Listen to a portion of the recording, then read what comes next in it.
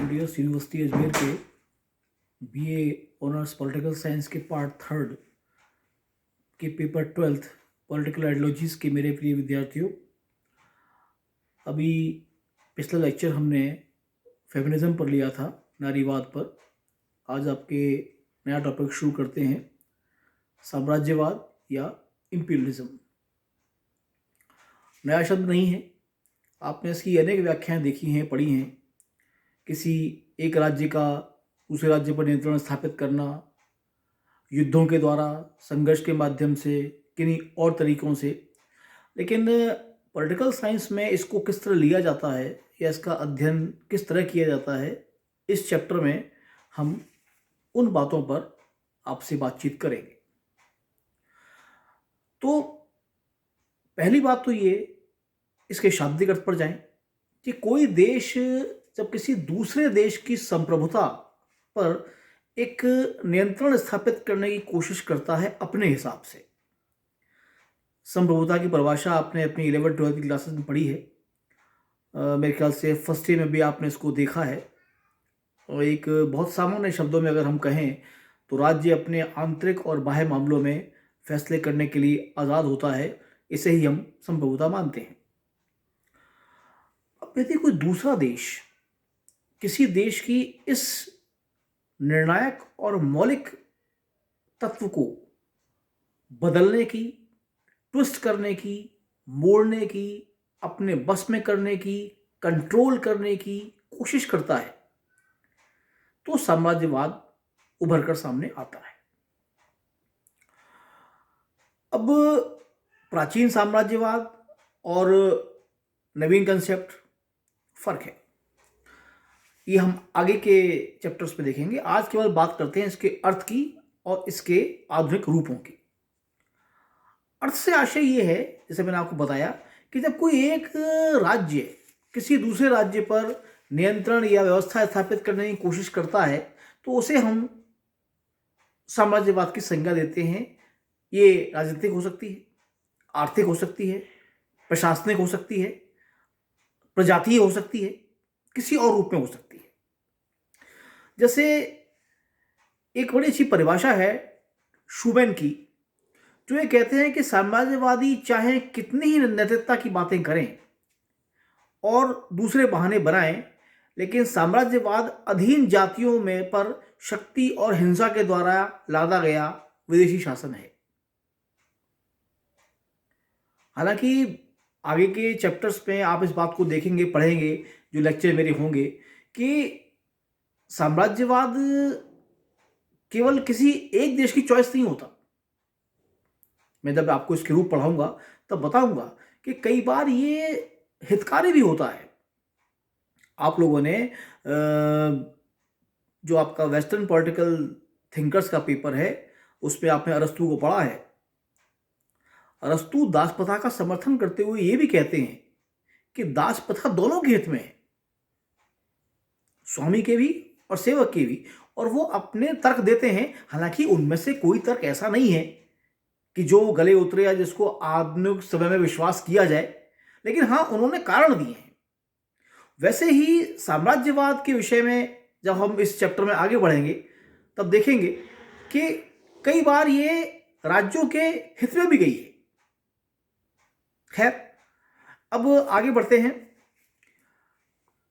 Carlisle Lewis एक विद्वान है जो ये कहते हैं कि साम्राज्यवाद कैसे पनपता है आगे और इसके लिए आवश्यक शर्तें क्या क्या हैं। वो बोलते हैं, पहली शर्त तो ये है कि जो देश साम्राज्यवाद का समर्थन करता है या साम्राज्यवाद को फैलाता है या बढ़ाता है, उसके पास प्राकृतिक और मानवीय साधन और संसाधन अपनी जरूरत से ज्यादा होते हैं। ये बड़ा दिलचस्प है वो इस रूप में कि जैसे आपके पास साधन ज्यादा है, आपके पास बड़ी फौज है, आपके पास सैनिक साधन है, आपके पास प्राकृतिक साधन है, बड़ा आकार है, और आप और बड़ा करना चाहते हैं उसे, तो इसका प्रयोग आप कहाँ करेंगे? या आप वर्तमान में आप देखिए तो आर्थिक साम्राज्यवाद बड़ी तेजी से फैलता है और फैल रहा है। जिन देशों के पास बड़ी बड़ी पूंजियां हैं, वो क्या करें उसका? जैसे अभी आप देखिए कोविड-19 का एक दौर चल रहा है और वैक्सीन बाज़ार में आ चुकी हैं, बाज़ार में भी आ गई हैं, कई देश इनको मुफ्त वितरित करने की कोशिश भी कर रहे हैं। अलग अलग जगह कंडीशन ऐसी हैं, लेकिन अभी मैं एक समाचार पत्र में पढ़ रहा था तो पढ़कर मैं चौंक गया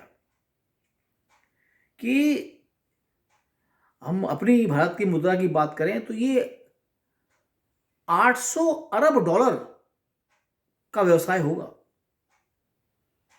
कोई तो बनाएगा, कोई तो बेचेगा, और जो खरीद नहीं सकते वो, बीमारियां तो उनके यहाँ भी हैं। ये जो बड़ी बड़ी कंपनियां जो इतना पैसा रिसर्च पर इस पर खर्च कर रही हैं, निश्चित तौर पर वो इनके माध्यम से कमाई की कोशिश भी करेंगी। तो वर्तमान का जो सबसे चुनौतीपूर्ण रुख है, साम्राज्यवाद का जो रूप है, वो आर्थिक साम्राज्यवाद है। इसकी बात हम आगे की बिंदुओं में करेंगे। तो पहली बात तो ये, जैसे मैंने आपको बिंदु बताया, साम्राज्यवाद अपने राज्य की सीमाएं बढ़ाने का प्रयास है। नंबर 2, जैसा कि सीडी बर्न्स कहते हैं कि उसके पास संसाधन ज़्यादा हैं। तीसरी वो समस्या बताते हैं, समस्या कहिए या व्यवस्था कह लीजिए, व्यवस्था मान लीजिए, अपने विचारों को या अपने प्रभुत्व को स्थापित करना मानव की प्रवृत्ति है। सामर्थ्य है, क्षमता है, तो वो दूसरों पर हुकूमत करना चाहता है, और उसके लिए जो कमजोर हैं वही निशाना बनते हैं, चाहे वो आर्थिक रूप से हो, राजनीतिक रूप से हो या सांस्कृतिक रूप से हो। और दूसरा जो अंतिम बिंदु इसका यह है कि साम्राज्यवाद के अंदर जिस पर अपना अधिकार स्थापित किया गया है, उस पर अपने हितों को प्राथमिकता दी जाती है। जैसे आप अपने देश को ही देखें, हम एक लंबे अरसे तक ब्रिटेन के उपनिवेश रहे, और उस औपनिवेशिक शासनकाल की अवधि को यदि आप विश्लेषित करें तो आप पाएंगे कि उन्होंने हमेशा अपने हितों को, और ख़ास तौर से अपने आर्थिक हितों को ही प्राथमिकता दी। भारत की जो हित थे, हालांकि कहा उनकी तरफ से ये गया कि हम आपका ध्यान रख रहे हैं और रखेंगे भी, लेकिन मूलतः भारत के जो हित थे या जो हमारे इंटरेस्ट थे, उन पर कुछ ज़्यादा अहमियत उनके द्वारा नहीं दी गई। वो इस विषय में थोड़े खामोशी रहे। अब विकास कैसे हुआ? जो दुनिया के बड़े बड़े साम्राज्य हैं, रोमन साम्राज्य, या हम भारत की बात करें, ठीक है, हमारा साम्राज्य विदेशों तक तो नहीं गया, लेकिन भारत के अंदर भी बड़े बड़े साम्राज्य स्थापित हुए हैं, आकार बड़े हैं। एक ताकतवर राज्य ने दूसरे राज्यों की सीमाओं को छीना है, अपने में मिलाया है। तो इस प्रकार से साम्राज्यवादी जो प्रवृत्तियां हैं वो आगे बढ़ी हैं। हमने इसका बैकग्राउंड देखा। अब बात करते हैं आधुनिक काल में साम्राज्यवाद के विभिन्न रूप कौन कौन से हैं। कई बार आपके छोटे सवाल इस पर आते हैं। पहला है अधीनस्थ राज्य, सब्जेक्ट कंट्रीज। ये वही चीज है, किसी एक देश ने दूसरे देश पे हमला किया और उसको जीत लिया। अब उसका न्याय, शासन, प्रशासन, व्यवस्थाएं सब उसके हाथ में है, और वो उसके बारे में फैसला करने के लिए स्वतंत्र है, और अन्य देश उसमें इंटरफेयर नहीं करते हैं। द्वितीय विश्व युद्ध से पहले ये स्थिति बहुत बार देखी गई। हम भी, और उससे पहले भी भारत भी इसका शिकार रहा है। अगला जो बिंदु, जो प्रकार है, वो है रक्षित क्षेत्र या प्रोटेक्टिव एरिया।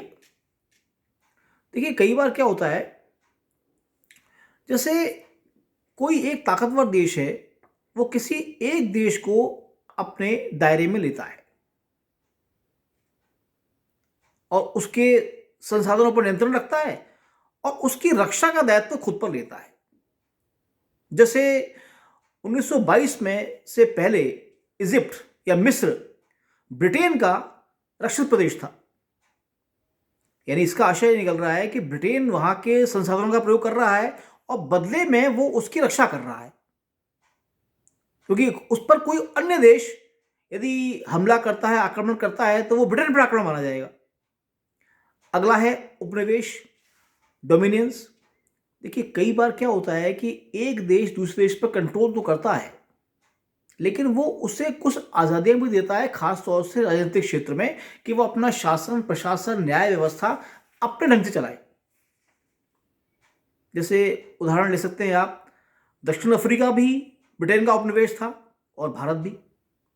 भारत 1857 की जो पहली आज़ादी की जंग थी उसके बाद सीधे ब्रिटेन ने उसको अपना उपनिवेश घोषित किया। उससे पहले हम पर एक प्राइवेट कंपनी यानी ईस्ट इंडिया कंपनी की हुकूमत थी और एक लंबे समय तक हम एक डोमिनेंट स्टेट की मांग करते रहे जो हमको नहीं दिया गया। वो अलग बात है कि 90 साल की जंग के बाद हम आज़ाद ही हुए, लेकिन डोमिनेंट स्टेट या उपनिवेश की मांग हम कर रहे थे। अगला बिंदु है कॉलोनी। इसमें होता यह है कि जो अधिपति देश है वो उस देश के किसी एरिया पर कंट्रोल करता है और उनके हिसाब किताब वो अपने हिसाब से चलाता है। जैसे अफ्रीका के बहुत से ऐसे छोटे छोटे देश थे, टापू थे जो ब्रिटेन के नियंत्रण में थे, इन्हें नाम दिया जाता है कॉलोनी। अगला है आदेशित क्षेत्र या मैंडेट टेरिटरी। इसकी सृष्टि हुई है देखिए फर्स्ट वर्ल्ड वॉर के बाद। पहला विश्व युद्ध जब खत्म हुआ है उसके बाद ये चीज सामने आई और ये था कि राष्ट्र संघ द्वारा, इसको अब लीग ऑफ नेशन कहते हैं, लीग ऑफ नेशन के द्वारा कुछ देशों का शासन कुछ विकसित देशों को दिया गया। यह महत्वपूर्ण है, ध्यान रखिएगा इसका। यह पाया गया कि ये जो छोटे देश हैं, कहीं गृह युद्ध हो रहा है, कहीं कबीले लड़ रहे हैं, शांति की स्थिति नहीं है, वो अपना शासन खुद नहीं चला सकते, यदि खुद चलाएंगे तो आपस में लड़ लेंगे या कोई दूसरा कब्जा कर लेगा। तो उनकी आज़ादी की रक्षा के लिए उनके प्रशासन, शासन और न्याय की जिम्मेदारी राष्ट्रसंघ ने कुछ बड़ी ताकतों को दी जो अंततः जाकर उनके नियंत्रण की प्रभाव के रूप में स्थापित हो गई। इनको कहा गया आदेशित क्षेत्र। जैसे आप ध्यान रखें, संयुक्त राष्ट्र का एक अंग अब नहीं रहा है, शुरुआत में था न्यास परिषद, ट्रस्टीशिप काउंसिल। इसका काम यह था कि जिन देशों में आज़ादी की हालत नहीं बने हैं वो किन्हीं बड़े देशों के नियंत्रण में रहेंगे, फिर जैसे ही वो आज़ाद होने के लायक बनते हैं वो देश वहां से हट जाएगा। आज की तारीख में संयुक्त राष्ट्र का कोई ऐसा मेंबर नहीं बचा है जो इसका सदस्य हो, इस न्यास परिषद का, क्योंकि सभी देशों को आज़ाद कर दिया गया है। अब न्यास परिषद में ना तो कोई नियंत्रण करने वाला है ना कोई राज्य है। अगला बिंदु है पट्टेदारी। ये देखिए कई बार क्या होता है कि एक देश दूसरे देश के किसी क्षेत्र को पट्टे या ठेके पे लिया करता था, इसको अब लीज कहते हैं ना। वैसे किसी प्राकृतिक भौगोलिक क्षेत्र को, किसी अन्य इलाके को पट्टे पर लिया, अब वहां का शासन, नियंत्रण, प्रशासन, योजनाएं का निर्माण, वहां पूंजी का निवेश, वो सब वो देश करेगा। और ये भी अगर आप ध्यान से देखें तो एक इसका ही रूप है उपनिवेशवाद का। अगला बिंदु है बहिर्देशीता। अब यह है कि देश के क्षेत्र में बाहरी देश के अधिकार क्षेत्र को मानना। देखिए कई बार ये स्थिति बड़ी विकट होती है और ये रणनीति भी होती है। इसको आप अभी देख सकते हैं चीन के अंदर। तिब्बत में चीन ने भारी मात्रा में चीनियों को ले जाकर बसा दिया है और अब वो इस बात का दावा कर रहे हैं कि साहब क्योंकि इतनी आबादी हमारी है इसलिए तिब्बत हमारा है। और आप ध्यान रखें कि दलाई लामा के समय से तो बात उठी थी जब दलाई लामा ने भारत में आकर शरण ले ली थी। तिब्बत एक स्वायत्त प्रदेश था, स्वतंत्र नहीं था, लेकिन चीन का पार्ट भी नहीं था। लेकिन भारत और चीन के संबंधों में तिब्बत की एक अहम भूमिका है और वो इसीलिए है कि भारत ये मानता है कि तिब्बत एक स्वायत्त क्षेत्र है, चीन कहता है ये हमारा हिस्सा है, क्योंकि अब तो आबादी भी हमारी हो गई, जिसकी आबादी उसका देश। सेकेंड वर्ल्ड वॉर से पहले हिटलर ने इसका इस्तेमाल खूब किया था। यूरोप के देशों में आप जानते हैं सॉफ्ट बॉर्डर्स हैं, श्रमिक मजदूर लोग एक राज्य से दूसरे राज्य में जाते हैं, अब वहां जा गए, बड़ी मात्रा में बस गए और अब वो जो देश है वो ये मांग कर रहा है कि ये जो क्षेत्र आपका है ये हमारा है, हमको दिया जाए, क्योंकि यहां पर हमारी आबादी निर्णायक भूमिका के अंदर है। ये कुछ क्षेत्र है, तरीके हैं जो स्पष्ट बातों करते हैं कि आधुनिक युग में साम्राज्यवाद किस किस प्रकार के रूप में मौजूद है। आगे की बातें हम अगले अपने लेक्चर में करेंगे। Thank you.